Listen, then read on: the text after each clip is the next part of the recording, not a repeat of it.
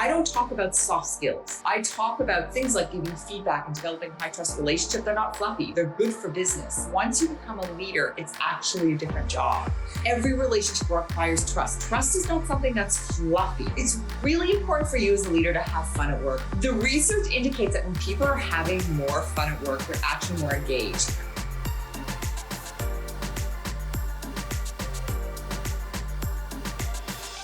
Hi, I'm Vanessa Judelman. I am president of Mosaic People Development. I'm a leadership coach, consultant, and author. Well, transitioning from being an individual contributor to a leadership role is common. That's what most people do in most organizations, whether they're an accountant or they're a marketing expert or in technology. And most people don't learn how to be a leader at school. So if you go to university, you study accounting, I would be willing to guess that you didn't have any courses on leadership. So what you need to know is that it's actually a different job. In fact, there's different levels of leadership. So for example, when you're a leader, when you become a leader for the first time, that's a different skill than when you start managing other managers. And so there are these different levels of leadership. And so what I think you need to know is really that there's different skills that you have to learn when you become a leader for the first time. First one is knowing yourself. You have to have self-awareness. You have to know what your strengths are. You have to know what your weaknesses are. You have to be able to be an authentic leader. And so what that means is don't try to emulate somebody else, right? That's pillar one of leadership, know yourself. Don't try to emulate someone else's leadership style. Make sure you have your own leadership style. And how you do that is understand your strengths and your weaknesses, but also understand how your strengths, when you overuse them, actually become weaknesses as well. So what do I mean by that? Let's say you're someone who is very analytical. Now that's a very important part of being an accountant, is to be analytical. It means you're very detail oriented. You think about the pros and cons of an issue or situation, but you don't want to go into over-analysis, right? You don't want to overuse that strength so it becomes a weakness, because it takes you a long time to make a decision, and that impedes your ability to meet the needs of your clients, to meet the needs of your team, to make quicker decisions. So part of knowing yourself as a leader is having that self-awareness. The other pillar for leadership that you need to know is that middle pillar, which is pillar number 2, managing your team. So managing your team means that you need to learn how to coach people. You need to learn how to give feedback. You need to learn how to create a high-performing team. All of these are skills that you have to learn how to do properly. That's what I do with my clients. I teach them those things. You know, leadership is like a sport, right? If you play tennis, you don't just go onto a tennis court and all of a sudden you become an excellent tennis player, right? You have to learn how to serve. You have to learn how to forehand and backhand, right? And so leadership is the same. It's a sport. You have to learn all the components. And then the third component of leadership, that third pillar, is lead your business. So once you become promoted into leadership, you have to know how to delegate. You have to know how to execute strategically. You have to know how to prioritize. You have to know how to lead and manage change, which has become something that's more and more important the more senior you get into leadership. And the reality is that changes are only constant these days. And so it becomes really important to learn not only how to lead change, but how to communicate change effectively. So while you're transitioning into a leadership role, you have to recognize it's a different job and it requires different skills. I think you should ask yourself, which aspects of leadership come easily to me and where do I struggle? You have to understand the areas that you struggle are not your fault, right? You likely just didn't learn how to develop those areas when you were in university, when you were in college, etc. So the next thing you have to do is identify the areas of leadership that you struggle in. Like, for example, just never learned how to delegate. I just don't know how to give feedback. Create a development plan and set your development goals. What I recommend people do is set 2 development goals a year, because any kind of development that you do, it's incremental learning, right? You're not going to become, the most incredible leader, the most high-performing leader overnight. Just like any other skill, leadership requires practice and focus and goal setting. Set your goals, identify 2 areas. Let's say for this year, you want to focus on learning how to execute strategically and learning how to communicate change. Well, then you've got to find places to learn that. I would definitely recommend find a mentor, you find a coach, you read a book, you take a program. You can't do it on your own. If you do it on your own, it's going to take you so long to learn. If you find somebody to teach you, again, a mentor, a coach, read a book, take a course, you're going to accelerate your learning. And that's what I want you to do. I want you to pick 2 areas to focus on, get some help around that, and that's going to really help you accelerate your learning. So there's a couple of books that I recommend that leaders read. Some of my favorites are by Simon Sinek. It's called Leaders Eat Last. Simon Sinek is a great thinker, and he spent some time with the American Army, actually, and he spent time in the field. That's where the book, the title comes from, Leaders Eat Last, because the whole concept is that as a leader, when you're in the Army, your people literally eat before you, and you kind of take a step back and wait till your team has eaten and then you eat. And so the concept in his book is really around how to put your team first, how to build trust in your team. And it's a really good overview of the philosophy of leadership that I really adhere to and teach my clients about. The second book I really like, interestingly enough, that I really recommend is also about trust. This book is called The Speed of Trust, and it's by Stephen M. Covey. So if you're familiar with the book, The 7 Habits of Highly Effective People, that was written by Stephen Covey. Well, The Speed of Trust was written by his son. By the way, that's also an excellent book. So The Speed of Trust talks about the fact that every relationship requires trust. Trust is not something that's fluffy, right? I don't talk about soft skills at all. I talk about things like giving feedback and developing high trust relationship. They're not fluffy. They're good for business. So don't call them soft skills. I call them core leadership skills. So in the book, The Speed of Trust, what Stephen Covey does is he breaks down trust into 2 components. You have to be high in character, but you also have to have competence behind competence. And when you marry those 2, that's when you have high trust in your relationships, right? So high in character means, for example, you're loyal, you're respectful, you're very transparent. High in competence means it's things like you get results, you give feedback, you don't avoid it, you are very accountable, you hold yourself accountable and other people accountable.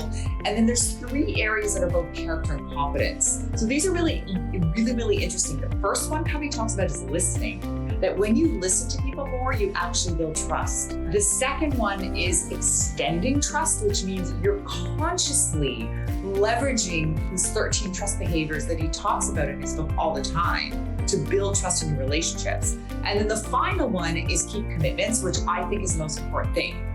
You have to do what you say you're going to do. And if you do that, you can keep your commitments, you'll automatically have trust. Up, down, across the organization as well as with your clients. So if a team consists primarily of introverts, there are different strategies, definitely, and ways that you can facilitate conversations in meetings. Before we go there, what I want to do is I actually want to define introvert. So what an introvert means is introvert and extrovert is where you get your energy from. It's not how friendly you are. So extroverts get their energy from other people. Introverts get their energy from themselves, right? So again, it's not how friendly you are. And I want to share a quote with you by Susan Cain. Oh, another excellent book that I recommend is Susan Cain's book, Quiet.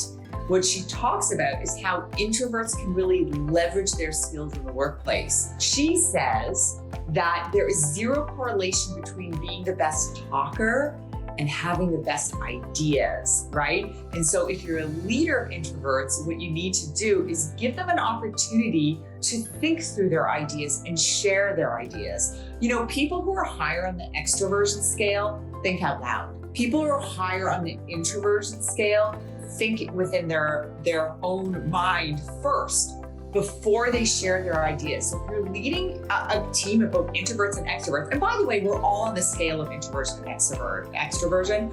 Nobody's ever totally extroverted or totally introverted. Think of it as a continuum from introversion to extroversion. We're all somewhere on that continuum, right? So as a leader, you're gonna have people on your team who are all over that continuum from the left side to the right side. And so what you need to do is think about all of the different styles of the people on your team. you know you have a lot of introverts on your team, for example, give them the meeting agenda in advance. Say to them, in this meeting, we're going to be talking about this topic. I want you to think about them so they can think about this topic. Or in this meeting, we're going to be solving this problem. And so you're giving them time in advance to think about the problem. The other ways that introverts like to think and process is by writing things down. So if I'm facilitating a meeting, again, with people on that continuum from introversion to extroversion, they'll say, here's a question I want you to think about. And I'll give everybody a couple minutes to think about it, to write down their answers, and then share.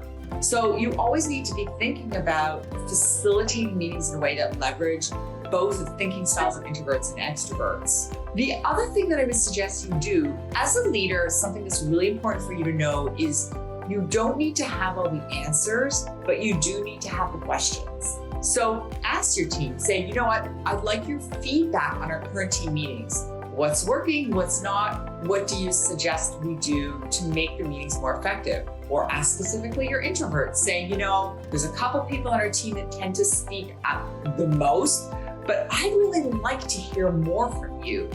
What can I do in the meetings to give you that space so you feel comfortable sharing? So that's another thing that's really important to do is get feedback from the people on your team. You really don't need to figure it out on your own. One of the things you have to recognize is, did you delegate properly? Because sometimes it's actually the leader's fault, to be really honest, that there are mistakes. You have to recognize people's competence level when you delegate to them. So if someone's brand new to a task, you can't just say, go do this, right? You have to be much more directive. So step one is think about their level. If they're brand new to a task, sit down with them, review it, come back, give them feedback, check it over. I know this is time consuming and that you're really busy, but this is absolutely a critical part of leadership, is developing your people. You also want to think about what you're paid to do in your new role, and you need to get things off your plate, right? The only way you can do that is invest the time to develop your people. So number one, you have to delegate properly. If they're new to a task, don't just send them off to do it. Give them the step-by-step and follow up until they feel more confident. The other thing that you have to do is you have to have a growth mindset, which means that when we have a growth mindset, we believe that nothing's set in stone. If someone makes a mistake, number one, they have to own it. And when you actually own your mistakes, that's how you build trust. It's one of those 13 trust behaviors, is admitting when you make a mistake. You need to coach them around that. And they can go back to the client, for example, or you can go back to the client and say, I need to just let you know, we're owning this mistake. I highly apologize. We've caught it and we fixed it for you. So that's actually, believe it or not, going to build trust with your client. So you have to have a growth mindset also in terms of using this as an opportunity to develop the person. Debrief with them, coach them, say to them, okay, what did you learn from the mistake? What will you do differently next time, right? So they can really, again, take that time in your one-on-one to debrief with them, and debrief with them right away. Don't wait to give them that feedback. And the other thing I can suggest also is, especially when people are new to your organization or to your team, make sure you do spend that time to review their work. So it's really important that you're, have that growth mindset, you're giving feedback right away, and that you're delegating properly. So when you onboard somebody, you need to sit down with them right away and very clearly articulate their tasks. I literally have a process that I walk my clients through, creating development plans for new hires, where you grab an Excel spreadsheet, you write down all of their tasks on the left-hand side of the column. The right-hand side of the column is their developmental level. Let's go through each of these tasks and identify, what is your level of competence? High, medium, or low? What is your level of competence? High, medium, or low? And literally go through the task and have that development conversation with them. Then I would say to them, okay, where do you need my support moving forward? Which of these tasks that we articulated that are now your responsibilities do you feel like you're very comfortable doing on your own? And where do you need my support and guidance? And again, you have to remember, when you're leading someone and you're coaching someone, I use the term partnering for performance. They have to own their development, but you are their partner in their development for the term of their career while they do report to you. So partner for performance, right? You own the structure. Get that Excel spreadsheet, down, have that developmental conversation. But you really need to have that conversation with them around where they need your help and support. And that's what partnering for performance really looks like. So it's going to be really important for you as a leader to think about managing your time and identify your priorities. So part of time management is actually identifying your priorities. So I would, as a leader, sit down quarterly, even monthly, look at your priorities in your one-on-ones with your team. Talk about priorities. I would be very clear with them. Ask them, what do you see as your priorities this week? In fact, even weekly. Sit down with your team on Monday morning. Say, what do you see as your priorities this week? And what do you need my help with? That's what I call an accountability meeting. And so right off the bat, you're making sure that your team is focused on the right thing. Once you become a leader, it's the first time in your career where you're balancing, you're getting your job done, but also part of your job becomes now supporting other people and getting results through others. So that accountability meeting at the beginning of the week is really important. You also need to carve out time for yourself to get your job done. And that's something I would recommend you share openly with your team. Just say, I'm offline Wednesday afternoons, and so I'm not going to be available. And you know what's really interesting when you do that, when you set those kind of boundaries, it is amazing how people solve their own problems, right? And so very often people will say, oh, I need your help with this and I need your help with that. But it's amazing when you're on vacation, they can solve the problem themselves. So yeah, it's really important as a leader to think strategically about your time, because you also need to spend your time on tactical things and putting out fires, but you do need to put time in your calendar for strategic thinking where you have no interruptions. Tell your team, I'm literally out of commission Wednesday afternoon from 2 to 4, and keep that consistent so people know, and you'd be surprised. I bet you most of that time they'll find a way to solve their own problems.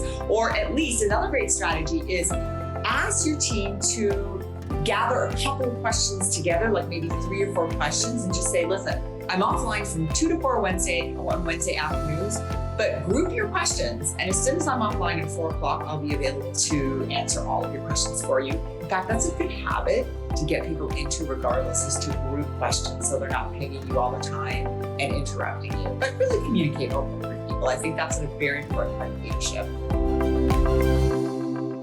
So it's really important for you as a leader to have fun at work. I know that sounds odd, but the research indicates that when people are having more fun at work, they're actually more engaged. I have this client who is very serious all the time. In my one-on-one coaching with him, I realized he has an amazing sense of humor. So one of the things you need to do to have fun at work is please show your sense of humor, lighten up a little bit. This client of mine had this perspective that you have to be serious all the time at work. That is not true. You know, it's funny, I was just in the Apple store getting stuff from my computer, and I was talking to the salesperson there who was absolutely delightful. And I told him what I did for a living, and he said, leaders need to know that they have to be approachable. And he said, when I think about the best leaders I've had, I really respect them for their knowledge, but they're also super approachable. And I would add to that, if you do have a sense of humor, add that to your level of approachability. So just being someone who's super authentic, and again, some of you may be thinking, Vanessa, I'm really not a funny person, I don't have a sense of humor. That's fine. I'm not saying you have to all of a sudden become a stand-up comedian, but I do think that if you can dial up your approachability, you do have a sense of humor, dial that up as well. That's important. The other thing I'd say about having fun at work, again, you don't need to have the answers, but ask the question. Say to your team, you know, I think we need to have a little more fun around here. It's been a very serious couple of years. What do you want to do to have more fun? And if there's someone on your team who really enjoys connecting with people, maybe you start up a small social committee in your team, or in your one-on-ones with that person, you say to them, you know, I'd love to get your ideas and perspective on what would make this team more fun. But really, you don't need to figure that out on your own, because every person on your team is going to be different in terms of what they think of as fun, right? Some person may enjoy bowling, and someone else may say, I hate bowling. So I would really, again, push you to ask your team, number one, what do you think we're doing well to create an engaging environment? What do you think we could do better to create an engaging environment? And what could you do specifically to help us to do that? then it takes the onus off of you to be responsible for engaging your team and being the person who's responsible. And it really makes it more of a shared leadership model, which I highly would recommend.